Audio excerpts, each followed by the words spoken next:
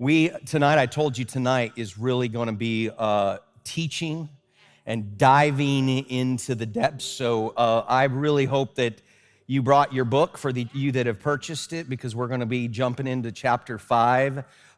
If you haven't gotten it yet, of course, take tons of notes, and then you'll be able to get one after. But we're going to really dive into the depth of the material. So get yourself into a place you're comfortable. If you're on the outside, I am going to be writing some things up here on the white on these sticky notes. So if you want to move more in where you can see it, unless you guys are fine. But I did want to make you aware of that. So once again, we're going to be talking specifically. We're going to go through chapter 5 of the book and be hitting on different verses and different pieces of it. And the chapter title is The Physics of Creation. All right? So I'm gonna take a step back. I'm gonna take a step back in the formation of this book. And I know that some of the stories I'm going to share are, for some of you who've heard me speak here before, this is going to be some repetition, but you really need to hear this and get this as we move into chapter 5, okay?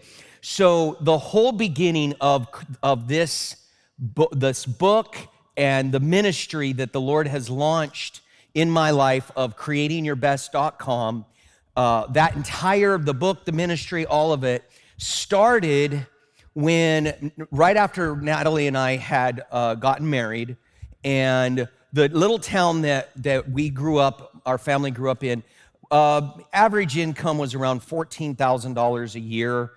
It was a multi-generational poverty city. So I'm talking about generation after generation that were on welfare.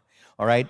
And it was, you go driving through the town, businesses were out of business constantly. People struggled financially on a consistent basis. All right. And our family, we grew up very much like that. Now, after I graduated from college and I came back to this little town, there was a little Word of Faith church there that the Lord had told me to go back and to be a part of. And so we started a youth ministry, and the youth ministry, God, is just exploding. The youth group grew to larger. We had more people showing up on Friday night youth group than Sunday morning in service. And God just put his hand on it. It was exploding and kids getting saved. It was phenomenal. Simultaneously, he told me to quit one of the best jobs in the area at the time, which was working at a Walmart, and I was a department manager of sporting goods and automotive, and to quit that and to start my own business, okay? So I start my own business, and the one thing that I had learned how to do when I come back from college is I worked with this guy who taught me how to paint, all right? So paint houses, not paint $500,000 pictures and sell them to people, right? All right, talking about painting a house, inside out, whatever, you know what I'm talking about. And so I started this company called Walton's Paint and Repair, okay? And it had this cool little rainbow of colors on the card. That's why I'm doing this right here, okay? All right, Walton's Paint and Repair. It's all I knew how to do. And so I started this company, and as I started this company, we literally were broke. And I remember one night where we gathered at the dinner table, and if we paid our tithes, we would not have been able to pay our bills. We wouldn't be able to pay the rent. We wouldn't be able to pay for gas, groceries, all of that type of thing. Any of you ever been in that place in your life? It is not fun. It is not fun at all. It's a very difficult place. And so we knew and understand the covenant, and we understood that part of it. And so we wrote the tithe, and we deducted it out of our checking account, and church wasn't for a few more days, but we deducted it, and we were putting it in the offering on Wednesday night. So it was Monday. So Tuesday, Natalie went off to work. She had found a little part-time job. I think you were doing Head Start, right? Working with the Head Start program. And I stayed home. I didn't have any work. I had been knocking on everybody's door, calling everybody. I mean, doing everything in my power to get work, and nothing, everybody, nothing. And so that morning I got on my face. And when Natalie left, and I got on my face and I said, Lord, I know you told me to start this company. Nothing is working. We can't pay our bills. We are broke. Nothing is working. I know the problem is not on your end. The problem is on my end somewhere. Please show me where I'm missing it. Now, there's a lot packaged in that prayer, but I'm not gonna spend a whole lot of time. I want to get into the meat of this. Because in that moment, the second I finished praying that, I came up out of my body. I'm looking at myself on the ground. It was one of the coolest things. And I'm looking at myself on the ground, and I look around me, and I see my angels positioned around me. And everybody, they had their arms crossed.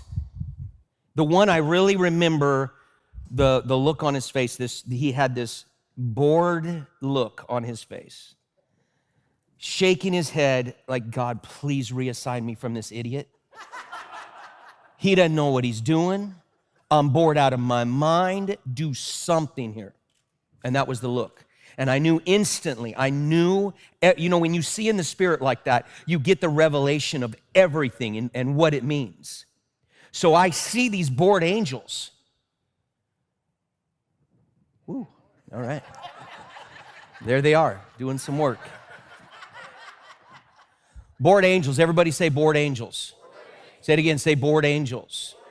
Okay, so here we have these bored angels, right? Now, what did I ask for? What did I pray? I'm broke. I am failing miserably. Nothing is working for me. And I'm saying, God, please show me where I'm missing it. Listen, everybody, the reason why you're here tonight, you came to hear and be taught about creating your best life, is because at the end, we want results. Right or wrong? We want results. We want to see something happen. We want to see that when we put our hands to something, something happens. Because at the end, you are wired by God for success. And when success doesn't happen, the Bible actually says that your heart begins to get broke down. You begin to lose hope. And when that happens, it says you become disinterested in God and you become spiritually lazy. Hebrews chapter 6. When it's not working. You're like, well, I'm just not getting results. And that's exactly where I was at. The results weren't happening. God told me to start this business. Nothing's happening. Things aren't working. I read in the Bible, 3 John verse 2, beloved, I wish above all things that you prosper and be in health, even as your soul prospers. And yet we're not walking in prosperity, and health is not happening around us. And that is why we are here tonight. Because it is time for results. Because if there are not results, there's one of two options that we can choose. We can be those believers that point our finger at God. Say, okay, well, God, it's not your will, right? It's not your will. Come on, everybody. Let's be real with each other tonight. Well, it's just not your will.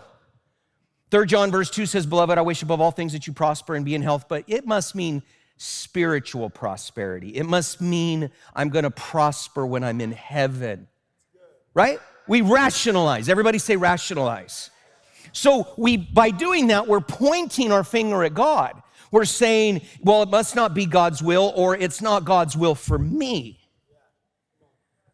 Somehow I messed up, or something. There's something I did, or this is one of my favorite ones. God just knows that if I get money, I'll stop serving Him. Man, if you're that shallow and that messed up, we got to pray for you. Serious. If you just put more money in your pocket is going to make you stop serving Him, oh, Jesus, let's pray for you.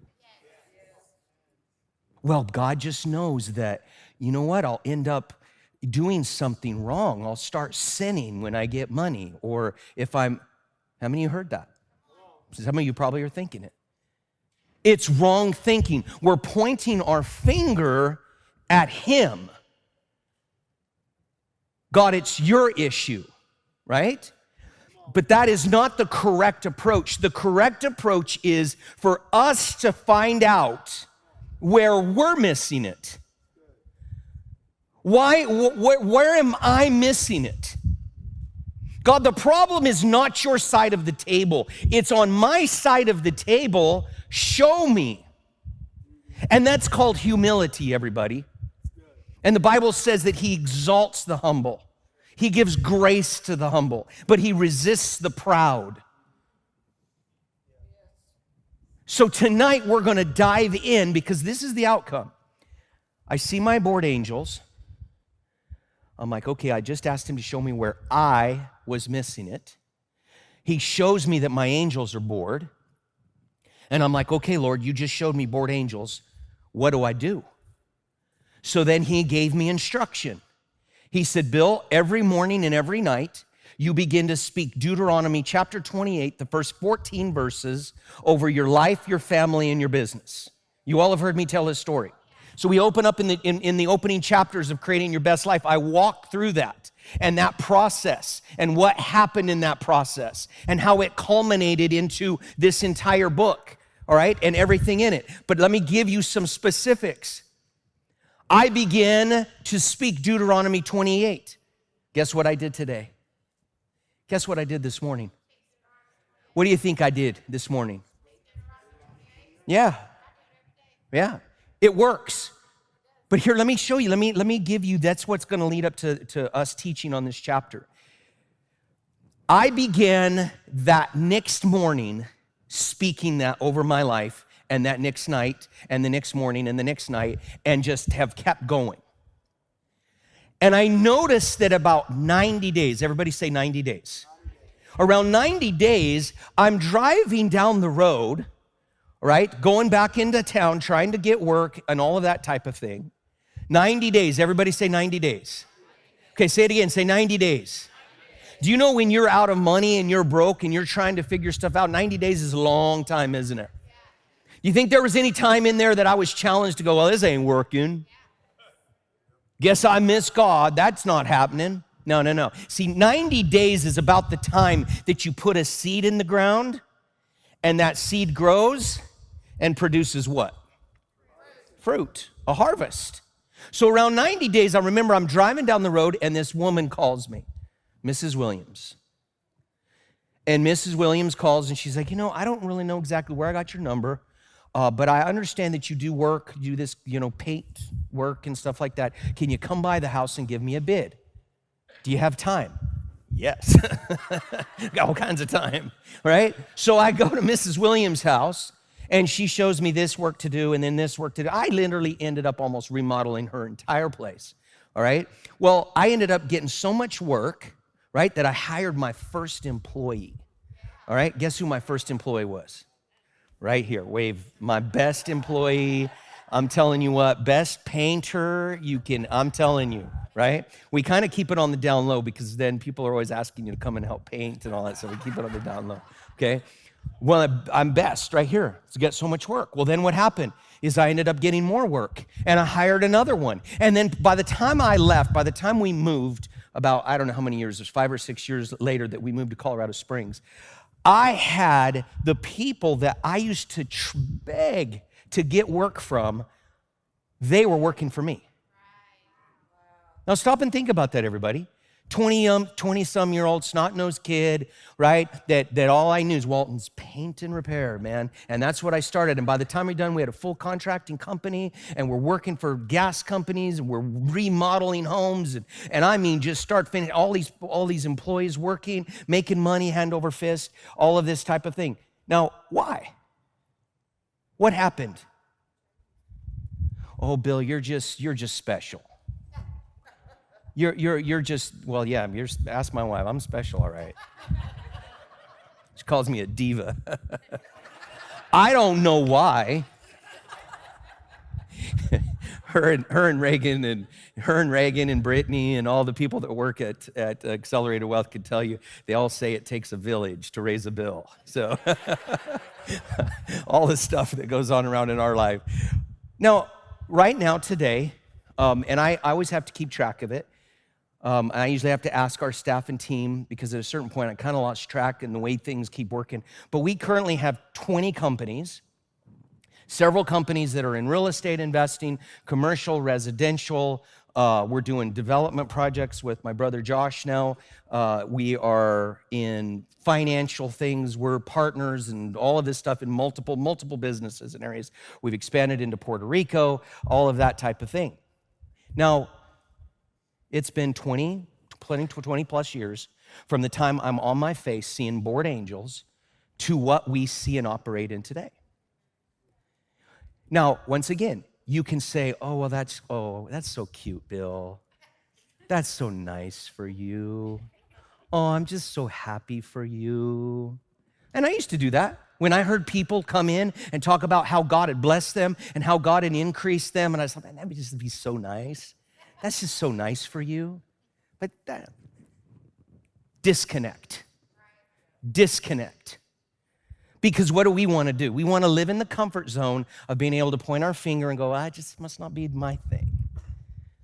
God knows that for me, that couldn't happen.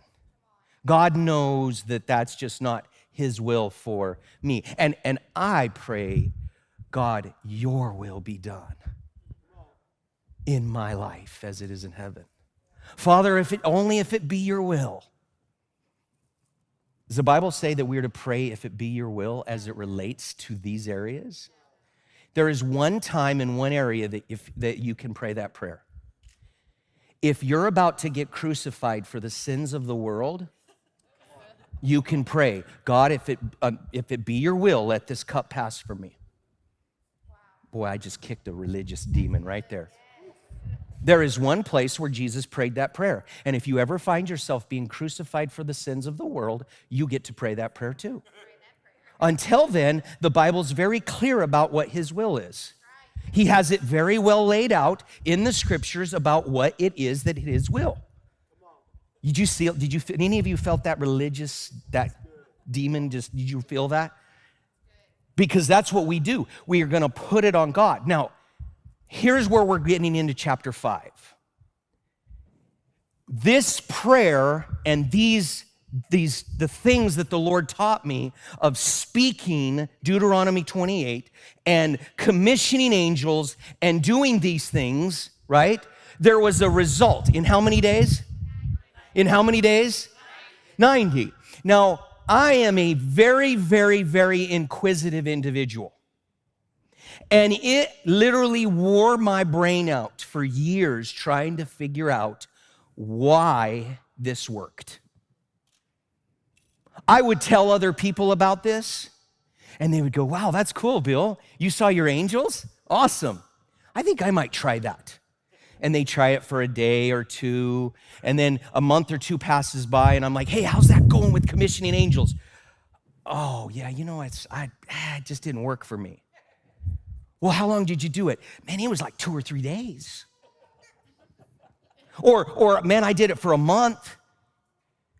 And then it seemed like all hell was unleashed on me. And I got scared and I stopped. That was very interesting for me to hear that one. Or the ones that go, yeah, I did it for like 6 months. Oh, and then I forgot. It was kind of like the keto diet. I got started on it, and some stuff started happening, and my pants got a little bit better for me, and then, darn it, slipped my mind. I'll teach it in church.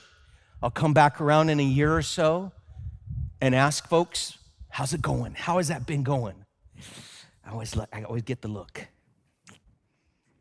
I'll get one or two that, man, I'm at it.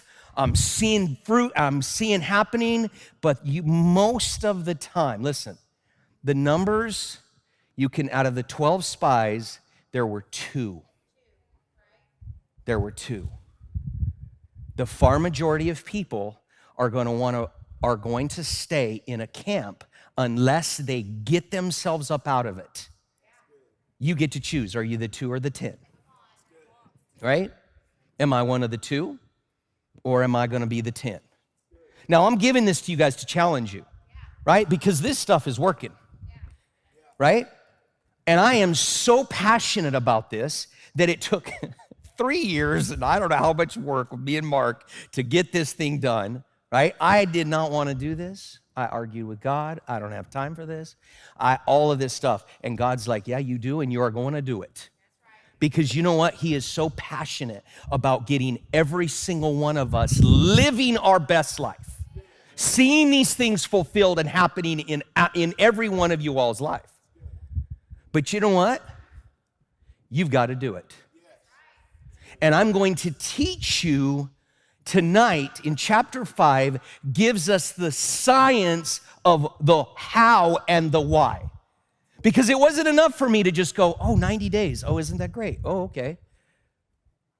And I would go teach it, and then I would see some people, they would start doing it and stay consistent, and it would work for them. And then I saw people, they would just get started and then quit, and it didn't work for them. And this one's frustrated, and this one's trying to figure out why and all that. And I began to see patterns. Everybody say patterns. I began to see it, and this was working, and it was working, and it was working. And I started going, wait a second. This isn't just some accident or some mysterious thing, which is what a lot of us want it to be. We'll hear people teach. In Hebrews, they'll say, faith gives us the substance of what we're believing God for. Right? That's not what it says, is it?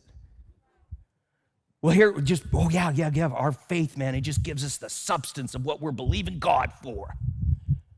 Is that what it says? No, it's given us substance of what we are hoping. And what does the word hope mean? Come on, there's my people. Confident expectation. So what I'm confidently expecting to take place, my faith is giving me the substance of it. So we're learning about faith and how to speak and how to believe. And then meanwhile, our confident expectation is the same stuff that it's been year after year after year. And we keep getting the same results and going, oh man, something's wrong with my faith. No. The problem's not your faith. The problem's your faith's working. It's just bringing you the substance of what you are confidently expecting. So there was this cycle, and there was these rules and this pattern that I saw forming and happening. And as I began to study people, non-believers as well as believers, I saw patterns of success. I saw things that they did, things that they put into practice, both Christian and non-Christian, and saw them build billion-dollar businesses, and saw people's financially just strive, and things happen, and them creating all around. And I said, whoa, wait a second. There are principles of creation. There are principles of creation. And if you will learn them and learn how to operate in them, you can get the outcomes that you've been wanting to have versus the outcomes that you have currently. Do you see that, yes or no? Because at the end, once again, what do we need? We need results. We want results. The same pattern and the same financial stuff over and over and over again. The same life being lived over and over again. Me replicating the patterns of my family before me, and broken marriages and broken homes and broken children and broken finances and broken businesses. How do I stop that and do and build something different? All of that was set up. I want you to go to Genesis chapter 1, because we're going to talk about the rules that govern this success.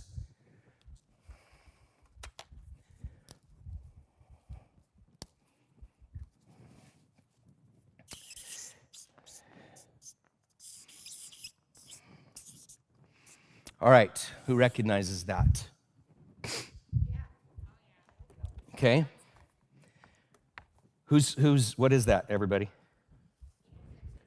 Yeah, what is it though? I know. I'm pulling you guys back into your class, your science class. Who created that? Thank you. All right, Einstein, okay? Genesis chapter 1 says in the beginning that God created the heavens and the earth. The earth was without form and void, darkness was on the face of the deep, and the Spirit of God was hovering over the face of the water. And God said, let there be light. Everybody say, let there be light.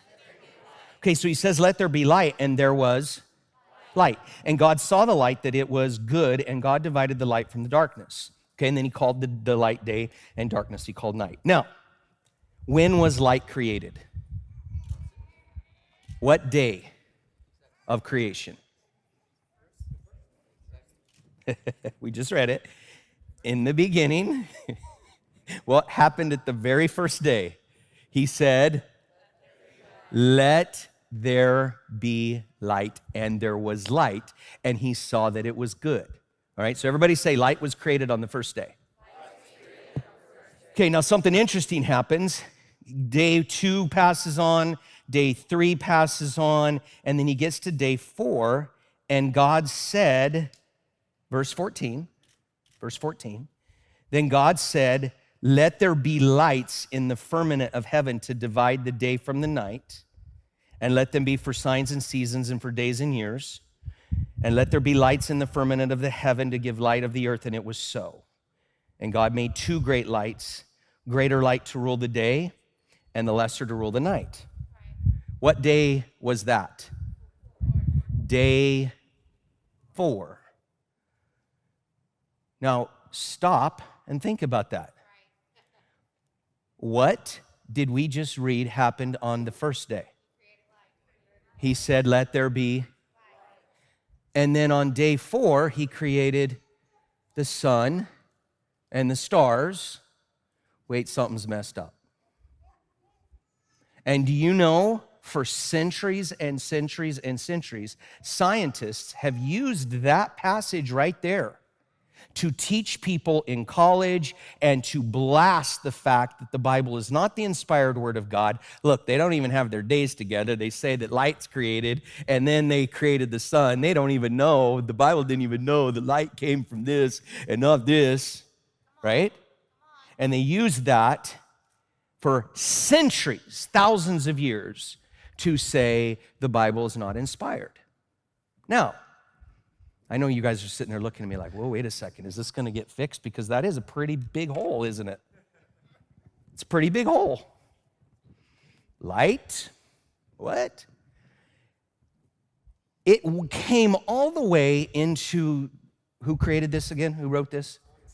Okay. One of Einstein's contemporaries, and worked right along with him. He won the Nobel Prize in the early 1900s, okay, for discovering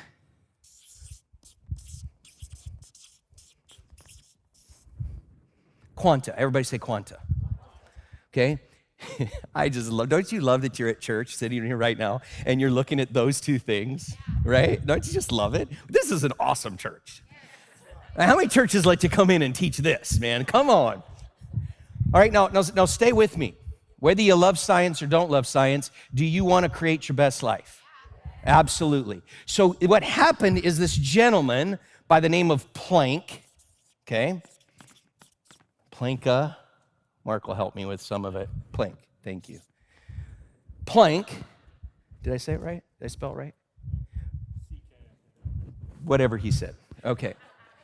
He discovered these packs of light that are at the foundation of everything that is substance around us. So your seat, what you are sitting in right now, if broke down to the subatomic level, are packets of light called quanta. The air, this pen, this monitor, this stage, I'm standing on light right now. How cool is that? Right? And the higher the frequency, if you will, the more movement, the more energy it is, the less solid it is, right? And that's what governs what is this science that came from this, which is called quantum physics. Everybody say quantum physics. All right, now quantum physics is the study, it's the scientific study of this truth and this reality, okay? And then there's another branch of that is called quantum mechanics, which studies how all of these rules work together to get the product or the result from this. Are you with me, yes or no? All right, so what this gentleman discovered is that at the basis, at the foundation of everything is light. Now, this started something interesting. This started a movement, like I said, in science, where scientists now begin to go down this path of studying this phenomenon and this reality. Because before this, we lived in what was called Newtonian science. Everybody say Newtonian science. Okay, and Newton was the guy who what? Apple fell on his head and all of that stuff, right? Right? Something in motion tends to stay in motion, right? Unless acted upon an equal and opposite. Hey, I still remember some of this stuff, okay? I geek out about this stuff because, and here's why. I want to know why what I was doing worked. It's not enough for me to know that now I'm speaking this and now my businesses are exploding and all of this type of thing. I have to understand why. What are the rules that govern it? Okay, how do me getting up in the morning and speaking these verses, how is this creating this phenomenal change in my life? Why? So quantum physics and quantum mechanics, right? There are rules inside of this that govern how this matter, where does it come from? Where did it come from? Light. Oh, well, but where did that come from? Okay, no, we said God, right? But wait a second. Verse 1 says, he said, let there be light. And then 3 days later, he said, let there be light. Well, which one was it? Both. What this right here is, this represents what? What does E represent? Energy. What is this? Okay, and what is the C? Speed of light squared. Okay, when Einstein first wrote his white paper on these rules, he actually wrote it mass or matter equals energy divided by the speed of light squared. What he said was matter is simply an expression of what? Of energy, okay? So let's back up here. Everything at its foundation is light, all of it, okay? But there are varying degrees of frequency of light. Do you know that right now, the human eye can see 3% of light? That's what you can see. Now, what are the various levels of light? Okay? There are various frequencies of light based upon the energy that is associated with that light. All right? And there are, the greater that energy, right? The greater the energy, the smaller the wave, the lower the energy, the longer the wave. All right, now bear with me in this. This gets a little thick, but this is important. All right, so the strongest of waves right now of energy, of light, are gamma. Everybody say gamma. Okay, so gamma, very short, like very tiny, but very powerful. All right, and then you go from gamma. Then you'll make your way to X-rays. Then you make your way to infrared. Okay, ultraviolet. Okay, ultraviolet. You've heard of ultraviolet, right? Ultraviolet, and then you have visible light. All right, and then on the other side of that, you have infrared. So our eyes see 3% of light, okay, which is that visible light. You with me, yes or no? And then as the light gets weaker and weaker, you get into things like microwave, and then you get into radio waves, those type of things, right? Which is weaker and weaker and weaker, okay? Now, why am I going into all of this? Because light, there are levels of that light, which we see this tiny little piece in the middle, which is what God created on the fourth day. Okay, the sun, the stars, the thing that gave visible light. As the energy goes lower and lower and lower, we can't see it, right? But is that light still there? Okay, and as that light gets less and less and less and less, I walked you through some of that. The lowest of that is what's called 0-point light. 0-point light. Put it in your notes. You've got to understand this. You've got to grasp this. 0-point light means that the energy is so low, it's been brought down to what they call 0 point. Okay? At 0 point, is there any matter? Is there anything solid? No. There's nothing that is solid as a result of it. There's not even a radio wave or a radio frequency, or there's nothing. It's at 0 point. This light right here, scientists have found that it literally permeates the entire universe everywhere. It permeates everything. It is the foundation of creation. So in Genesis chapter 1, God said, "Let there be light." It just took scientists thousands of years to figure out that what he created at that point was 0-point light. 0 point. Now this is gonna make sense, guys, here in a minute. I know I'm so walking through the thickness of it, so stay with me, all right? Because you've got to see this. God spoke, "Let there be light," and 0-point energy went everywhere, this 0-point light. Is there anything manifested? Is there any matter around at this point? Is there anything of substance? Is there any grass? Are there any trees? Are there any of that type of thing? Is there a sun? Is there a moon? Is there anything? No. What is there? 0-point light. Let there be light. And then something began to happen. I want you to go to Hebrews chapter 11. Ooh, I love this stuff. Sorry, everybody.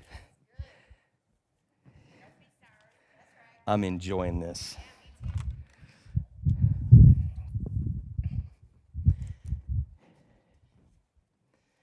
Hebrews 11, verse 3.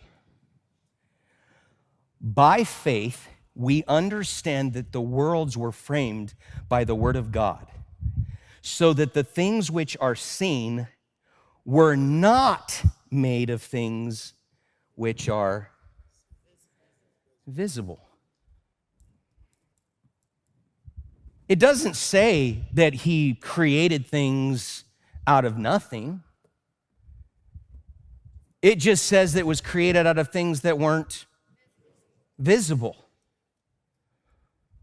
Ooh, Selah, ponder, stop, really hear that. See it. Let it soak into your spirit. Around you, every day of your existence, God has put in place this 0 point light. If you track how many miles between what the earth traveling in a circle and what we fly through in our own galaxy and all of that, it's like 60 million miles a day or something like that. And every single second of every day surrounding you is this 0 point light. Can you see it? No. Is it there? Yes. What is the difference between 0 point light and this right here? So, what is separating the matter from manifesting around you? What is separating that from this 0 point light? What? Spoken word. What else? At its basis, at this right here, what needs to increase from here? What needs to increase to create the matter? What? Energy. Because as the energy, it's at 0 point, right? So there's no matter. There's no substance to it. So all it's missing is energy, everybody. So what did God say in Hebrews chapter 11? That we know that these worlds were framed by the word of God by faith, so that what we seen was not created of things that were visible. It was still there, but it just can't be seen because we can only see 3%. Do you see that, yes or no? Do you see that, yes or no? So, the difference in something manifesting in my life, becoming materialized in front of my life, is this right here. Energy. Everybody say energy. Okay, so right now, surrounding your life, your finances are materialized, right? Good, bad, and ugly, whatever condition it's manifested. Your situation in your businesses, it's manifested, isn't it? Your marriage, how that marriage is, how successful that marriage is, it's manifested, right? Name it, children, everything in your life. So, have you been operating in the rules of creation? Oh, yes. Because, so Hebrews chapter 11, it says, now faith will give you the substance of things that you are confidently expecting, only if it's good. Oh, no, it doesn't say that? That's not your version of the Bible? What, no? I'm a middle child, a little bit of smart aleckness in there. But I got to get you to see the point. I got to get you to see it. You have been manifesting. You have been creating. From the time you were about 7 years old when you become conscious, okay? Now we're going to get into subconscious and conscious. That's part of what we'll talk about, all right? But from the time you became conscious and knowing and understanding, you have been creating. Now, once again, we love to do this, right? Well, God, if it's your will, you know what? I'm just walking out God's will. It's just his will. Go to Psalms 82. Psalms 82.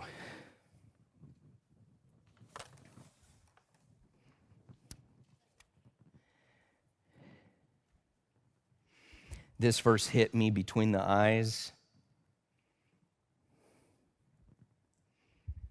Most of y'all know where I'm going. Psalms 82. God stands in the congregation of the mighty. This is verse 1. He judges among the what? Gods. Then he asks the question, how long will you judge unjustly? Show partiality to the wicked. Selah. What does Selah mean? Stop, ponder, and really think about what you just read. Make sure it soaks into you. Don't let it just pass over your head. Wait a second. God stands where? Congregation of the mighty. What does he do? He judges what?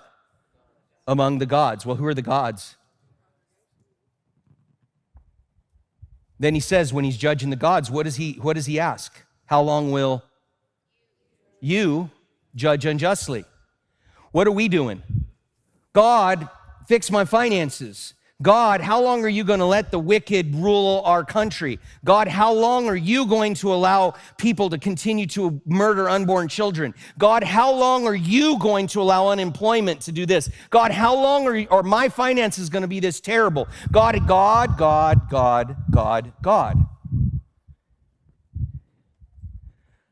And he says he judges among the gods. And then he asks the question, how long are you going to judge unjustly?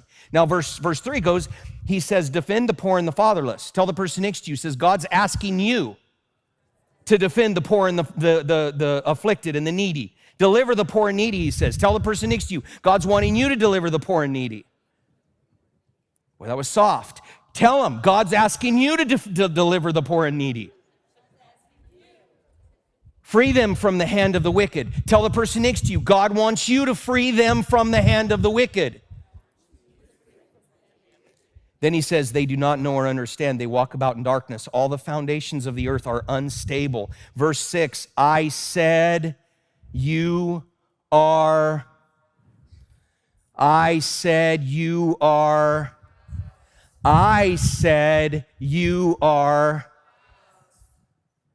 And how many just felt a little religious demon?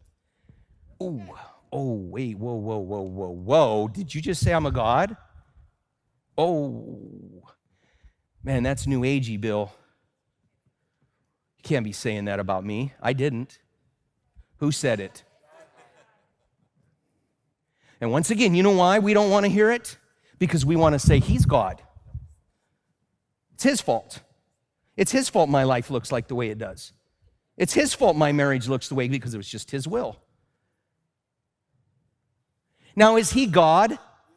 Come on, everybody. Yes, he is God. But his responsibility is, he says, I judge among the gods. His job is he walks around and he's telling us what to do.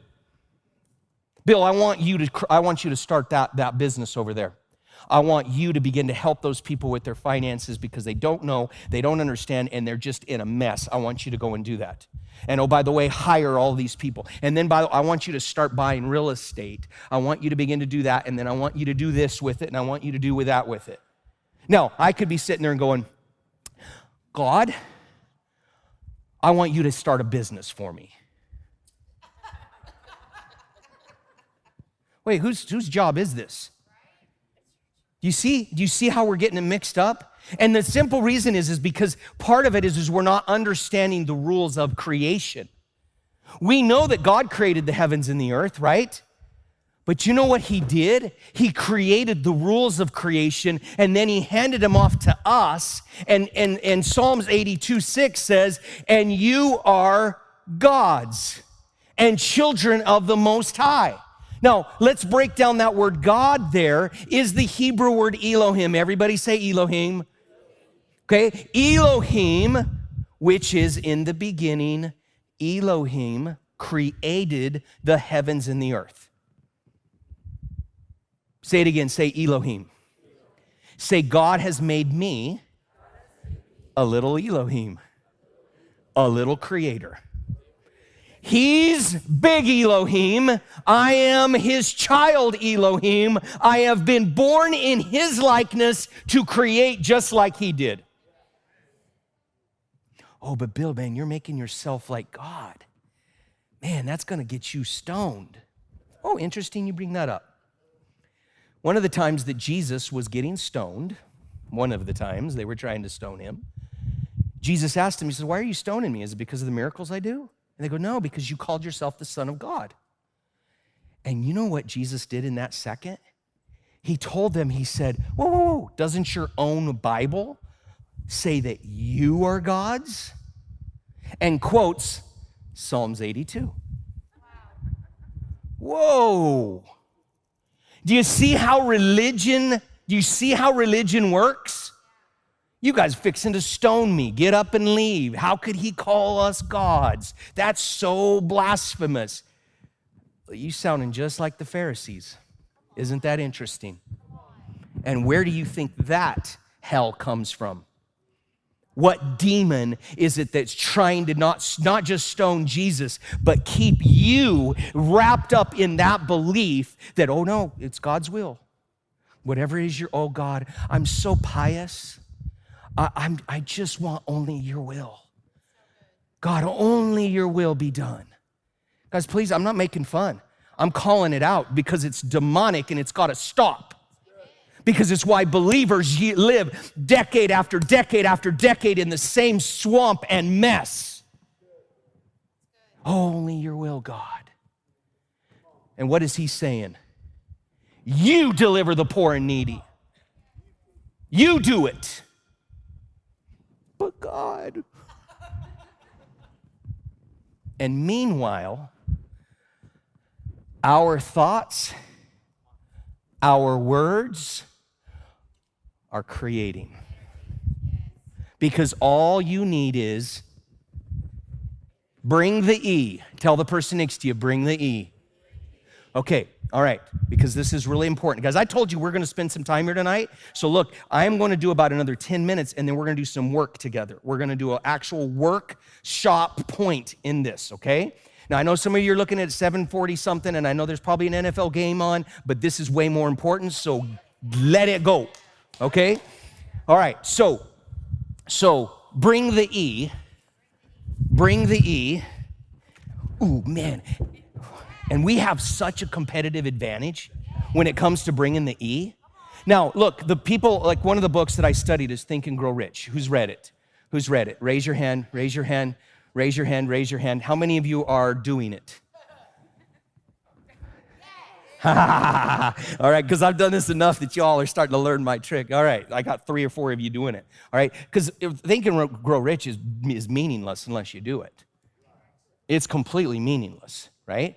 But what do those folks do? What did every one of those amazing business leaders do? Every one of them spent at least 30 minutes in the morning thinking, everybody say thinking, about who they wanted to become, how much money they wanted to make, what kind of influence they wanted to have. Now look, Think and Grow Rich is all about money. It's all about money. We understand that prosperity is way beyond just money, right? It's about winning people for Christ. It's about being part of a church that's making a difference in the city. Our prosperity is way beyond that. But listen, these rules work. Because what did they do? They brought the energy. They simply brought the energy. And then what happens when the energy goes up? What happens? This light then does what? Creates the matter. Oh, do you see how I get so excited about this stuff? All right, I'm going to go to, I talked through the different lights. Now I'm going to talk about bringing the energy, okay? So, thoughts and words. Everybody say thoughts and words. All right, now thoughts and words. Ephesians chapter 3 says, now unto him who is able to do exceedingly abundantly above all that we could ask, think, or imagine. Okay? You guys know that verse, right? We get really excited about that. Now to him who's able to do exceedingly abundantly above all can ask or think or imagine. And we get so excited and we get even a little vibrato in our voice. Oh God, unto you who's able to do exceedingly.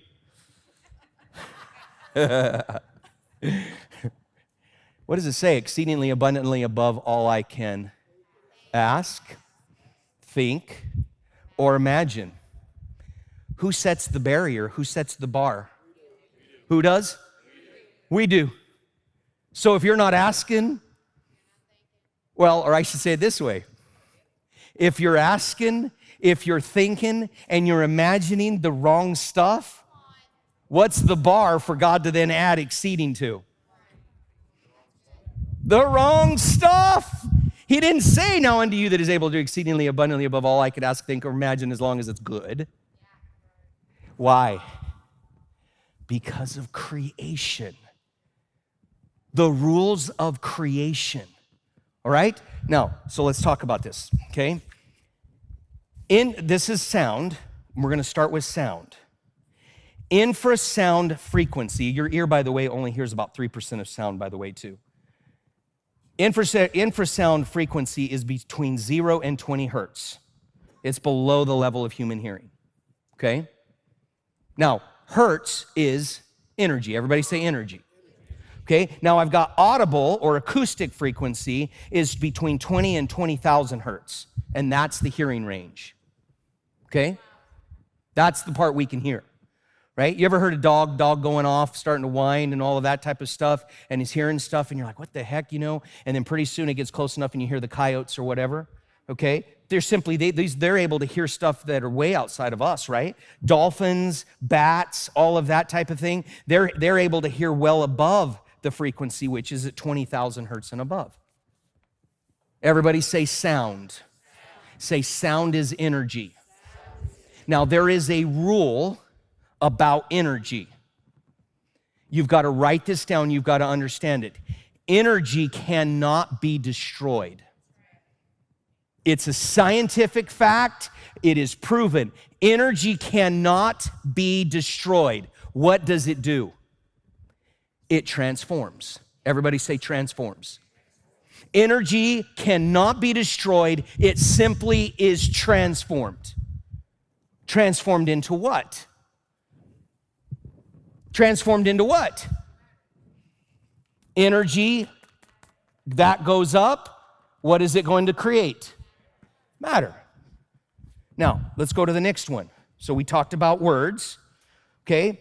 Let's talk about thought. Everybody say thought. Proverbs 23:7 says, for as a man thinks in his heart, so is he, okay? Now, the levels of energy, there are 4 levels of thought energy. This is page 162, once again. This is all in chapter 5 of the book. Beta, this is the first level, and the frequency is between 14 to 30 hertz. Beta is when my mind is aroused, it's alert, it's engaged, I'm in high mental activity. You ever seen where they'll put like these electrodes on or sensors on the head when somebody is sitting there and they're thinking and they have them think thoughts, right? Now yours might have been flatlined, but normal people are, I'm kidding, right? Right? There's hopefully some activity going on around here, right? Okay? All right? You're in at that point and you're thinking, they're asking you questions and they're talking to you, you're a beta. And your brain, it is tracking the amount of energy that is coming out of your brain, right? And it's between 14 and 30 hertz. The next level is alpha. Now, this is a state usually of when I'm a little more relaxed, okay? This is when Pastor is watching the Bengals normally lose, and he's just kind of like realizing that it's going to happen again, and the Steelers flatlined. I knew I wasn't going to win this, no matter what I said. This is a state of mental relaxation, ideal state to learn new things. You know, like when your brain's a little more quiet and you read, you're just sitting there reading, you're bringing information in. Your brain is producing between 8 and 13 hertz. Theta is the imagination. It's when you are mentally really disengaged, but you're imagining. So what I want you to do right now is I want you to stop. I want you to imagine. Deuteronomy 28 says that he makes you the head and not the tail. So I want you to just quiet. I want you to go into your mind, and I want you to imagine yourself as the head and not the tail. Let's pick a situation. Pick business. Your employment, wherever it is, your business, your real estate business, whatever it is, I'm the head. Stop, just stop, and I want you to imagine that. And I want you to allow yourself to feel that feeling of what does that look like for you? From a financial position, from an accomplishment position, what you're able to give. Allow yourself to feel that. Okay? Now look at me. That, by the way, is what the guys of Think and Grow Rich did every day, right? Created trillion-dollar businesses. Why? They were producing between 4 and 8 hertz of energy. You were just producing that as you imagined. Now, delta is between 0.1 and 4, and this is typically when you're asleep and you're in delta brainwave activity. Some of you are thinking, man, you are really geeking out. Yeah, I am. Because it is time for the body of Christ to understand how creation works. Because once again, this is what we want to have happen. It is so much easier for us to just go, Jesus, help me. God, if it be your will, bail my finances out. And then it doesn't, and then we're like, well, it wasn't God's will, and I feel safe because it wasn't God's will. Tell the person next to you, baloney. Oscar Mayer, baloney.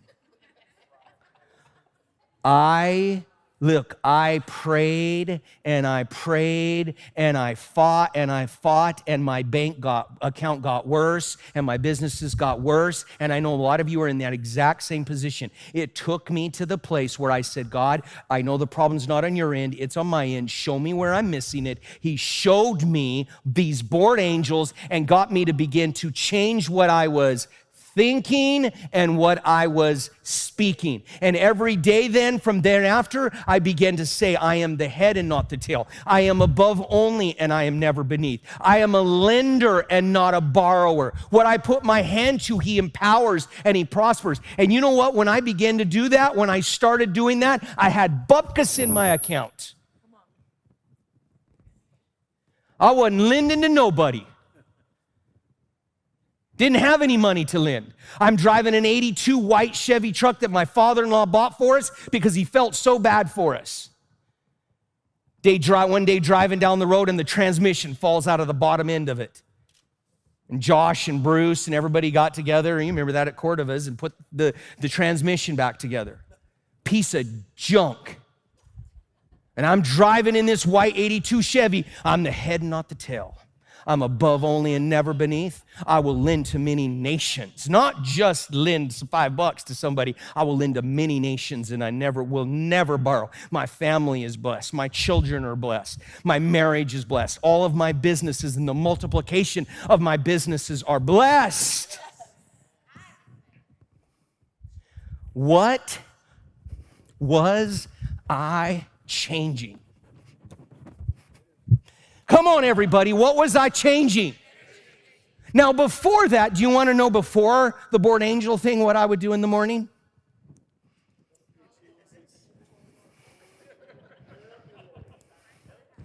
Get up in the morning. I hear some of you going, help me, Jesus. Yeah. Get up in the morning. Gloom, despair, and agony on me. Oh, deep, dark depression, excessive misery. Oh, if it weren't for bad luck, I'd have no. It's another reason why I love coming to Kentucky, man. Anybody who knows that hee-haw song, come on. Now, was I really singing it? No, but was I thinking it? And thinking about, oh, man, no, whoa. How am I going to pay my bills?